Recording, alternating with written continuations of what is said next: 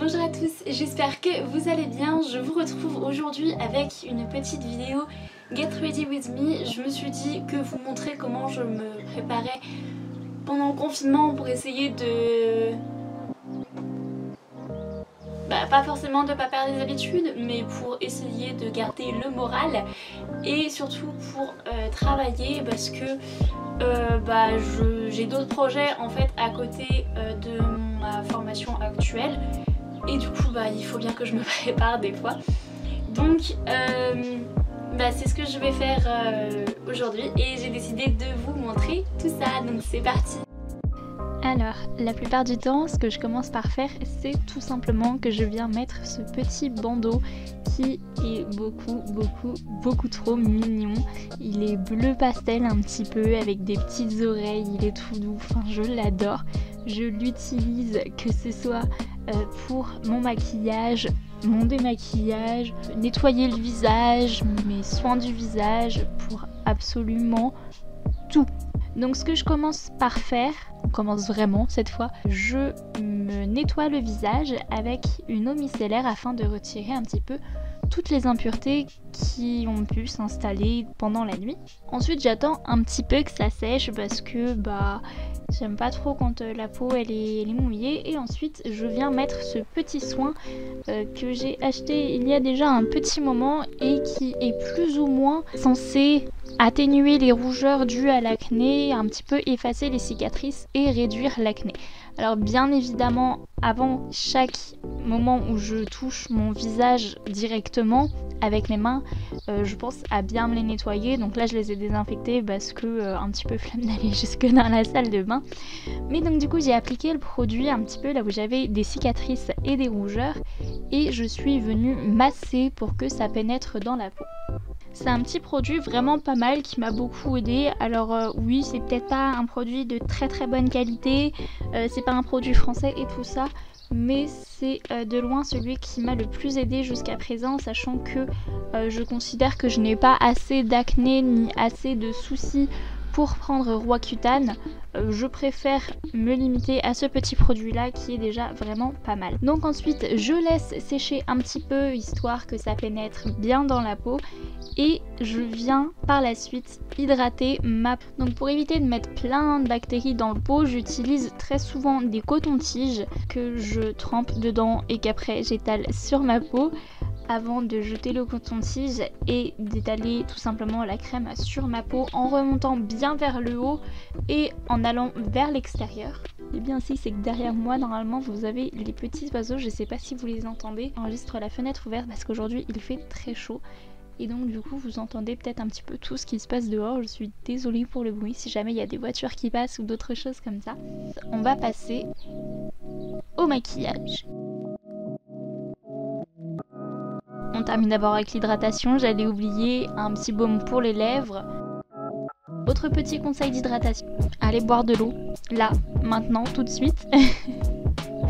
C'est le meilleur remède contre la peau sèche, les lèvres gercées et tout ça. Donc, on attaque enfin le maquillage et je commence avec une base. Alors, j'ai jamais vraiment trop su comment les bases ça fonctionnait. Je sais juste que celle-là, c'est une base qui est censée flouter les pores, donc pour avoir une peau un petit peu plus lisse et pour faire tenir le maquillage plus longtemps. Alors pour faire tenir le maquillage plus longtemps, oui, ça je suis plutôt d'accord. Par contre, pour les pores un peu plus lisses, je vous avoue que j'ai un très gros doute. Depuis le temps que je l'utilise, j'ai pas forcément remarqué que j'avais des pores plus lisses après avoir mis le maquillage. J'ai déjà fait le test avec et le test sans et j'ai pas vraiment remarqué de différence au niveau des pores. Donc je sais pas, peut-être que c'est moi qui l'applique mal, mais ouais. Là je l'applique principalement pour que le maquillage dure très longtemps. C'est surtout ça en fait. Ensuite on laisse un petit peu pénétrer également, on laisse beaucoup de choses pénétrer dans la peau, je le sais, mais c'est pour le bien de ma peau. Donc voilà, j'étale même encore jusqu'au cou parce que j'ai pas forcément les bonnes teintes et donc du coup j'étale un petit peu au niveau du cou pour qu'il n'y ait pas de démarcation trop flagrante. Ensuite, mon produit préféré de probablement toute cette vidéo et de toutes les vidéos maquillage que j'ai pu faire ou que je pourrais éventuellement faire, c'est ce correcteur. Il est magique. Je sais même pas quel autre mot utiliser. Non seulement il est pas vraiment très excessif, c'est une tuerie. Enfin, je veux dire, il cache absolument tout. Et là, j'étais dégoûtée parce que j'en avais presque plus. J'ai même pas pu en avoir assez pour terminer ce maquillage-là. J'ai un petit peu forcé au niveau du pot, mais il y avait plus rien du tout. Du coup, je l'ai racheté immédiatement parce que vraiment, si vous voulez un correcteur qui camoufle toutes vos imperfections, foncez à Auchan, achetez celui-là, c'est mon préféré de tous ceux que j'ai pu tester et je peux vous dire que j'en ai testé pas mal depuis que je me maquille. Donc j'en ai mis au niveau de mes cernes pour les camoufler un petit peu, j'en ai aussi mis au niveau de mes imperfections, donc là où j'avais encore un petit peu mes cicatrices, mes rougeurs et des petites imperfections encore. Et ensuite je suis venue l'étaler avec mon beauty blender, enfin avec ma petite éponge. Alors oui, je sais, niveau hygiène, l'éponge, il y a beaucoup mieux que ça, mais je veux qu'elle termine sa vie. Et je trouve aussi que c'est une des meilleures façons d'étaler le maquillage. Enfin, je sais pas, moi je la trempe un petit peu dans l'eau avant de la tapoter sur mon visage pour étaler un petit peu le maquillage, comme ça elle absorbe pas tout le produit et j'ai vraiment cette impression que ça étale un petit peu vraiment comme je veux en fait et que ça n'absorbe pas plus de maquillage qu'autre chose.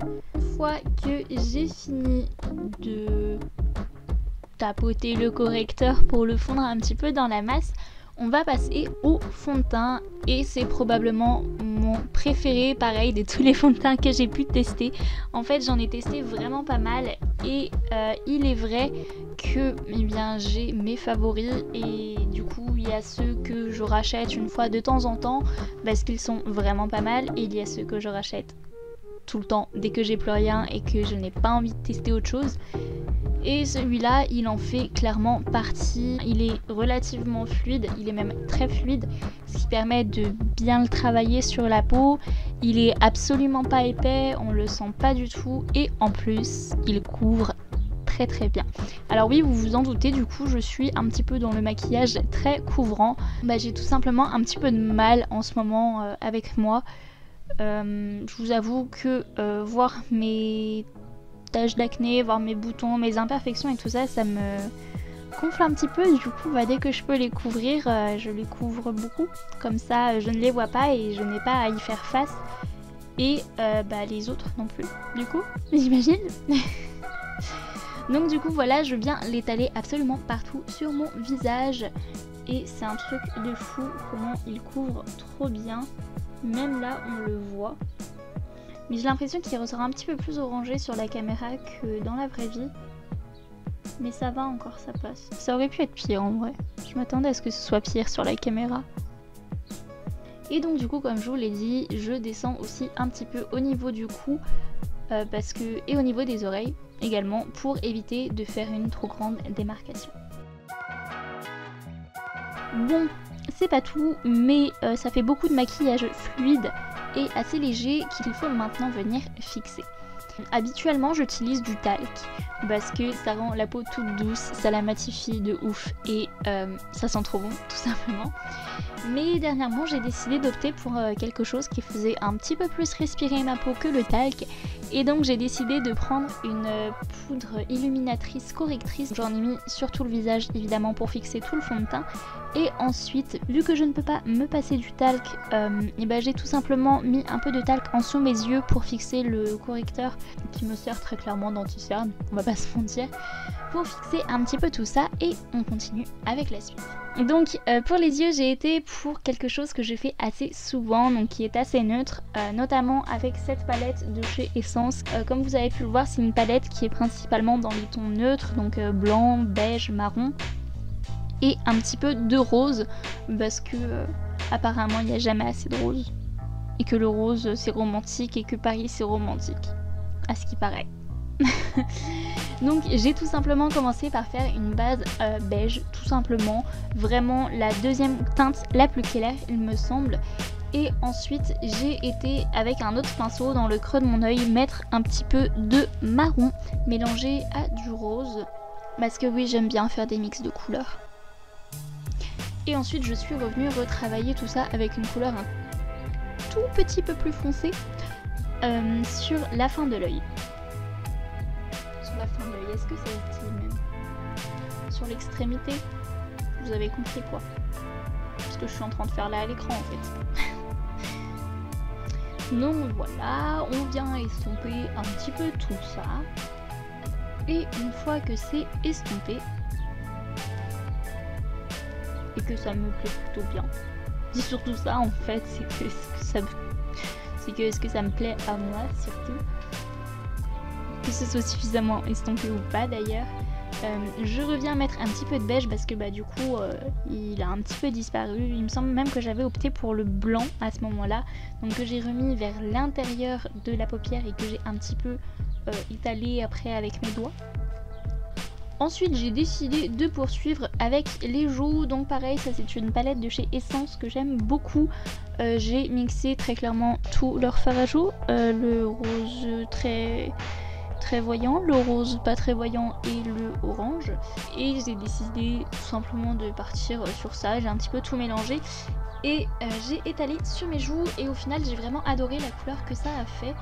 Ça faisait vraiment un petit peu effet printemps, une bonne mine surtout, peut-être un petit peu trop voyant à la caméra, mais dans la vraie vie ça faisait vraiment cet effet là de vraiment bonne mine et c'était absolument ce que je recherchais ce jour là, donc voilà. Autre chose que j'aime beaucoup sur cette palette, c'est leur highlighter. Alors je l'étale au doigt parce que tout simplement j'ai l'impression qu'avec les pinceaux ça ne fonctionne pas. Mais j'aime vraiment beaucoup leur highlighter. Il est peut-être pas très voyant, mais il est peut-être pas très voyant, mais il apporte exactement ce que moi je recherche en tout cas. Quelque chose qui brille un petit peu, qui illumine, mais qui n'est pas trop voyant. En fait, il me semble que dans cette palette, j'utilise absolument tout sauf les bronzers, parce que j'ai l'impression qu'il donne un petit peu une teinte orange. Du coup, pour le bronzer, ce que je fais, c'est que j'ai un autre bronzer. J'ai décidé d'en mettre vraiment très peu, parce que j'étais pas trop dans l'optique de mettre du bronzer ce jour-là. Ne me demandez pas pourquoi. Donc j'en ai vraiment mis un tout petit peu à l'intérieur de mes joues, un petit peu au niveau de la mâchoire pour la redéfinir et au niveau du front pour ajouter un petit peu de définition. Avec les traces blanches sous les yeux, on dirait...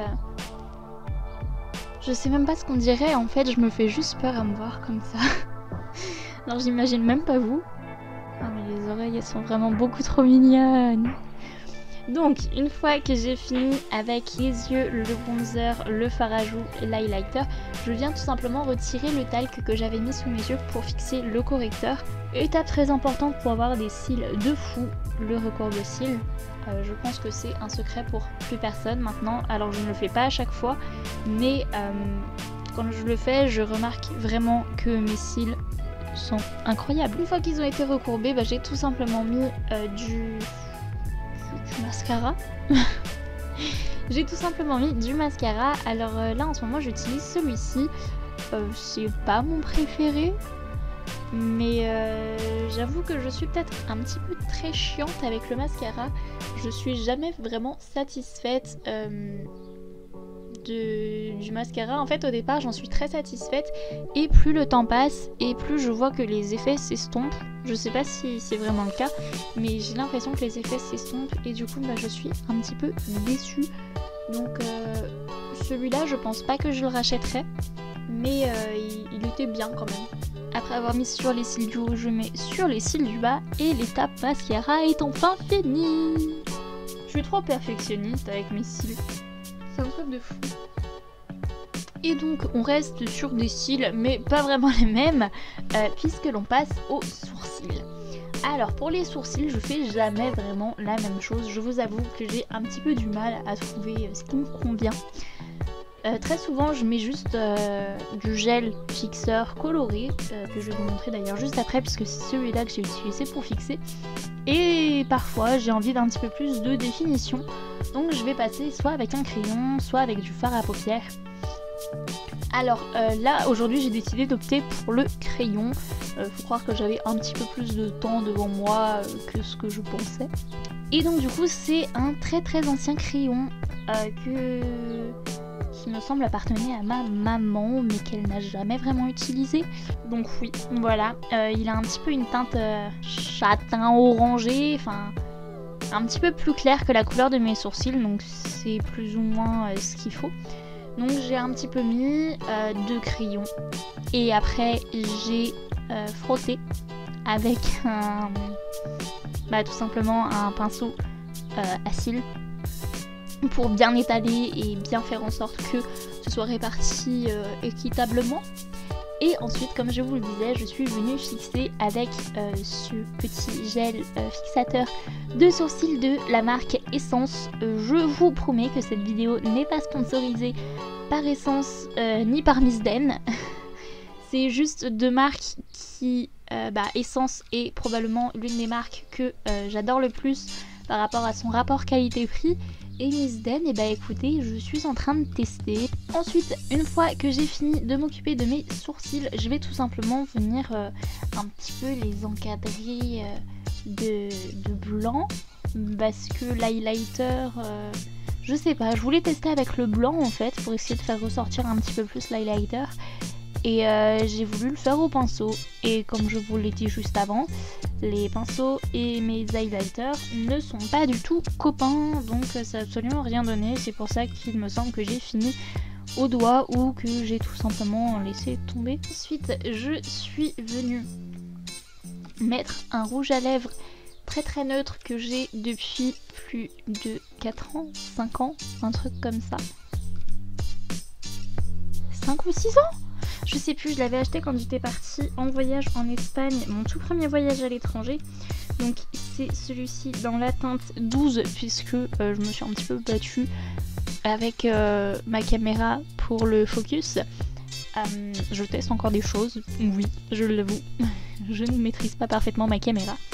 Et ensuite, parce que j'avais envie d'un petit peu de glowy et tout ça sur mes lèvres, je suis tout simplement venue rajouter un petit peu de gloss par-dessus. Ne me jugez pas, s'il vous plaît. Et donc voilà le résultat final du maquillage. Ensuite, on est tout simplement passé à la coiffure. Alors je vous avoue que là, la coiffure, très clairement en ce moment, je vis avec un chignon vite fait, bien fait là sur la tête. Et c'est clairement pas la chose dont je me préoccupe le plus. Donc j'ai passé un petit coup de shampoing sec dedans et après je me suis dit que j'allais faire des petites couettes parce que les petites couettes c'est sympa et que tout le monde aime les petites couettes. Et il s'est avéré que en fait j'ai gardé les petites couettes pour cette vidéo là, mais je sais pas, genre elles étaient pas trop mignonnes, du coup je les ai pas gardées, mais voilà. Et encore, j'ai voulu faire pire. Une fois que j'avais fait les deux couettes sur le côté, j'ai voulu rajouter cet horrible élastique vert qu'on a quand on est tout petit et que c'est nos parents qui nous coiffent. Heureusement que je ne l'ai pas laissé parce que qu'est-ce que c'était laid. Donc voilà, la vidéo est finie. J'espère que ça vous a plu. Si c'est le cas, n'hésitez pas à laisser un petit pouce en l'air, à me dire quels sont vos produits favoris quand vous vous préparez. Et moi je vous dis à bientôt avec une prochaine vidéo. Bye!